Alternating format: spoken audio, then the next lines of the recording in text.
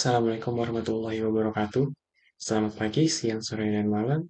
Saya Izan Hafiz Praditya dengan NIM 150241112 akan mempresentasikan makalah yang telah diselesaikan oleh kelompok saya, yaitu dengan judul Analisis Permasalahan Jembatan di Indonesia, Penyebab, Dampak, dan Upaya Penanggulangan berdasarkan Prinsip Teknik Sipil. Untuk latar belakangnya, yaitu yang pertama, jembatan merupakan infrastruktur vital yang berperan penting dalam menunjang konektivitas mobilitas masyarakat, serta distribusi barang dan jasa antar wilayah di Indonesia. Kedua, peningkatan usia layanan jembatan yang diiringi dengan pertumbuhan volume dan beban lalu lintas menyebabkan banyak jembatan mengalami penurunan kinerja hingga kerusakan struktural. Yang ketiga, permasalahan jembatan Indonesia meliputi kerusakan akibat beban berlebih, korosi pada elemen baja, serta degradasi material beton bertulang akibat pengaruh lingkungan. Yang keempat, berbagai penelitian dan kajian teknik sipil yang lalu itu mengkaji kerusakan jembatan, namun sebagian besar masih berfokus pada satu aspek tertentu, seperti material atau beban lalu lintas. Lalu yang terakhir, kurangnya kajian yang mengintegrasikan penyebab dan dampak dan upaya penanggulangan secara menyeluruh menyebabkan perlunya pendekatan analisis keteknisipalan yang lebih komprehensif. Untuk rumusan masalah kami, yaitu yang pertama ada apa saja faktor utama yang menyebabkan kerusakan atau kegagalan pada struktur jembatan. Lalu yang kedua, apa langkah-langkah rekayasa yang dapat dilakukan untuk memperpanjang umur layanan jembatan. Lalu yang ketiga, bagaimana pengaruh faktor lingkungan dan beban lalu lintas terhadap umur jembatan. Metode yang kami gunakan adalah metode deskriptif kualitatif dengan pendekatan studi literatur dan survei lapangan terbatas. Melalui pendekatan ini, kami dapat menginterpretasikan fenomena kerusakan jembatan dari berbagai aspek ketensipilan, seperti material, pembedanan, dan lingkungan. Lalu untuk sumber data utama kami yaitu yang pertama ada studi pustaka dari buku teks teknik sipil, jurnal akademis TSNI. Lalu yang kedua survei dan wawancara dengan mahasiswa teknik sipil dan pakar di bidang jembatan. Lalu yang ketiga ada analisis dokumen dan data teknis dari dokumen Kementerian PUPR dan dokumen inspeksi jembatan secara langsung. Lalu masuk ke dasar teori yang pertama yaitu konsep dasar jembatan. Itu yang pertama, jembatan adalah suatu konstruksi yang dirancang untuk menghubungkan dua wilayah yang terpisah oleh rintangan, sehingga memungkinkan manusia, kendaraan, dan barang dapat bergerak aman dan efisien tanpa terhambat kondisi alam. Lalu di sini ada klasifikasi jembatan berdasarkan material utama, analisa struktur konstruksi, yang kedua tiga ada tipe struktur, lalu yang keempat ada fungsi dan kegunaan. Nah, dari yang klasifikasi pertama, ada dibagi jadi jembatan beton patakan, jembatan baja, jembatan komposit, dan jembatan kayu dan bambu. Yang kedua ada jembatan statis tertentu dan jembatan statis tertentu. Yang ketiga dari tipe strukturnya ada jembatan gelanggar, rangka, lengkung, gantung, dan kabel tetap. Yang keempat ada jembatan untuk kereta api, jembatan khusus, dan jembatan jalan raya. Dalam komponen utama jembatan sendiri yaitu dibagi jadi tiga, struktur atas, struktur bawah, dan pondasi.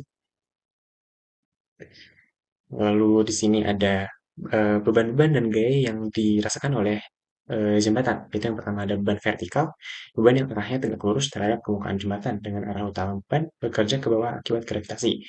Beban yang vertikal ini yaitu contohnya seperti beban mati, beban hidup, dan beban impak. Yang kedua ada beban longitudinal, yaitu beban yang arahnya sepanjang sumbu utama jembatan, yaitu sejajar dengan arah lalu lintas. Jenis beban ini tuh seperti suhu dan beban gempa. Kalau beban transversal, yaitu yang arah beban adalah arah tegak lurus terhadap sumbu jembatan. Jenis beban yang bekerjanya seperti beban angin dan beban gempa. Lalu ada gaya geser, ada momen lentur, gaya normal, dan torsi. Gaya geser yaitu gaya akibat perbedaan beban vertikal antara dua titik sepanjang elemen. Untuk gaya momen lentur sendiri itu gaya yang muncul ketika beban menyebabkan jembatan melengkung. Lalu gaya normal yaitu gaya tarik atau tekan yang bekerja sejajar sumbu elemen struktur. Untuk gaya torsi, torsi itu muncul akibat distribusi beban yang tidak simetris atau karena pengaruh angin lateral. Lalu di sini ada mengenai jenis kerusakan pada jembatan.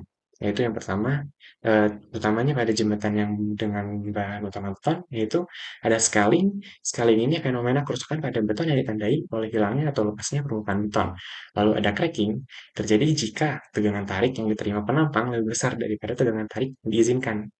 Atau yang ketiga ada spalling. Spalling ini diklasifikasikan sebagai kerusakan tingkat lanjut pada dek beton yang ditandai dengan terlepasnya bongkahan beton yang bermula dari area tulangan.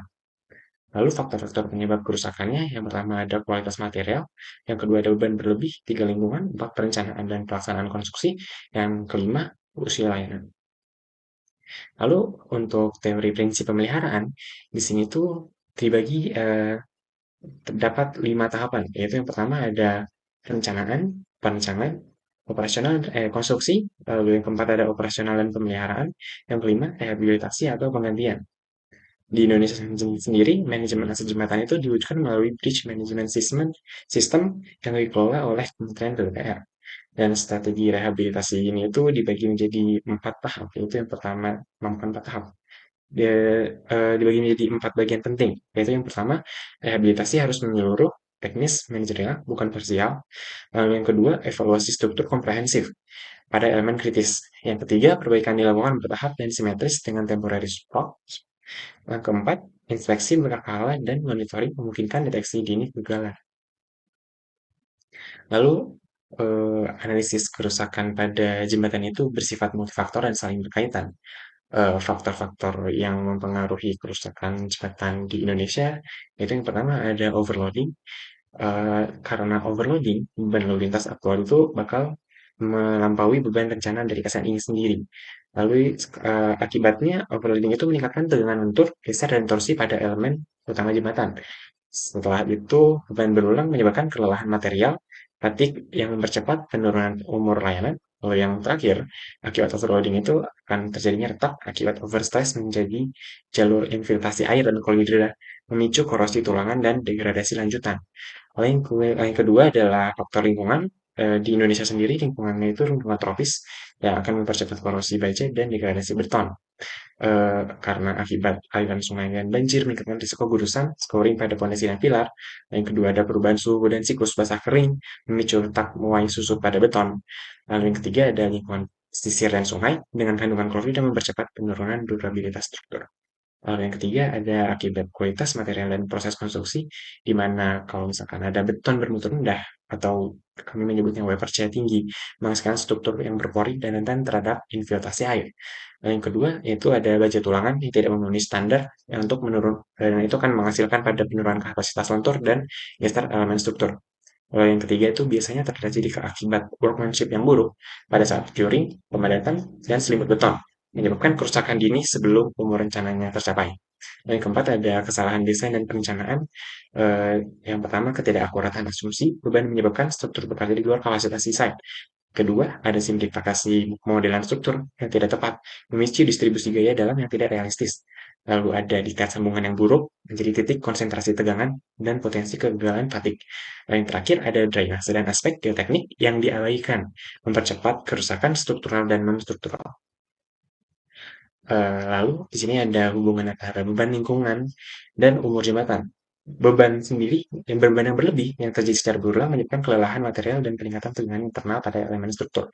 Lalu untuk kondisi lingkungan seperti curah hujan tinggi, kelembapan, banjir, serta kandungan zat agresif mempercepat proses degradasi material melalui korosi dan kerusakan beton. Dan akibatnya, beban lalu lintas dan faktor lingkungan ini bekerja secara simultan dalam menurunkan kinerja dan umur layanan jembatan. Kombinasi kedua faktor ini mempercepat penurunan kapasitas struktur sehingga umur layanan jembatan seringkali tidak mencapai umur rencana yang ditetapkan, terutama apabila tidak didukung oleh pengendalian beban dan strategi pemeliharaan yang memadai. Salah satu kasus di Indonesia itu pada Jembatan Kutai Negara Kartanegara yang runtuh pada 26 November 2011. Yang kasus ini itu ditekankan pentingnya inspeksi dan pemeliharaan yang ketat, metode kerja yang aman, serta desain berprinsip redundancy dan fail-safe. Lalu di sini ada pemeliharaan dan penanggulangan dari jembatan, yaitu yang pertama ada inspeksi dan evaluasi berkala.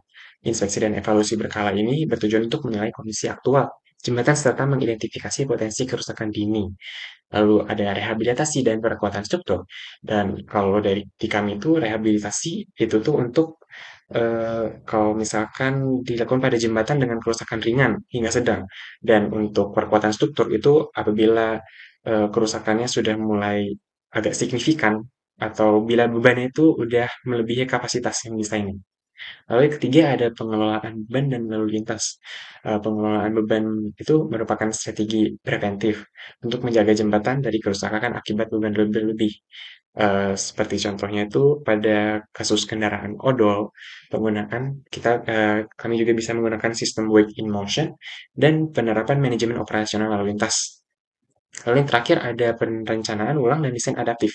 Dalam aspek ini tuh kami bisa menerapkan performance based design, menggunakan material inovatif, penerapan SHMS, dan perencanaan terhadap perubahan iklim dan hidrologi. Sekian presentasi dari saya, terima kasih.